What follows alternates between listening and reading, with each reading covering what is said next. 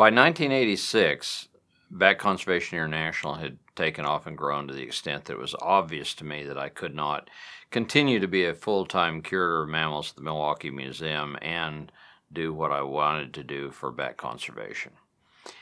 At that time, huge numbers of bats were moving into the remodeled Congress Avenue Bridge in Austin, and they were making national and international news, as one headline literally said that hundreds of thousands of rabid bats were invading and attacking the citizens of Austin.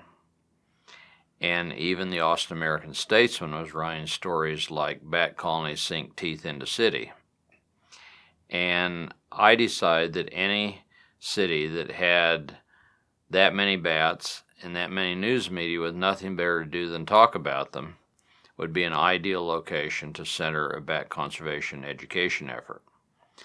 And so, partly for that reason and partly because I wanted to be associated with a major academic institution where I had access to good libraries and fellow scientists, I moved Bat Conservation International to Austin. At the time we arrived, health authorities had warned citizens of Austin that these bats were rabid and would attack and were a serious public health threat. And people were a bit frightened of that.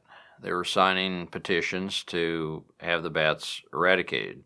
And understandably, people were frightened and were signing petitions to have the bats eradicated. I began educating leading citizens in Austin and leading media commentators and writers, and pointed out that these bats were very unlikely to ever attack or harm anybody, that if we simply left them alone, there were many advantages to living in harmony with them. And it didn't take as long as most people think to, once we'd convinced leading citizens and leading media people, that word spread to the populace, and quickly people began to get over their fears and to appreciate the values of bats. We have now the perfect demonstration of bats being able to live very harmoniously and safely with people. For 25 years, we've had 1.5 million Mexican free-tailed bats living under the Congress Avenue Bridge in downtown Austin. And after all those dire predictions that the bats are rabid and going to harm anybody, we're still, 25 years later, waiting for the first person to be attacked or harmed by a bat. And yet, in that same period, the bats have attracted literally millions of tourists.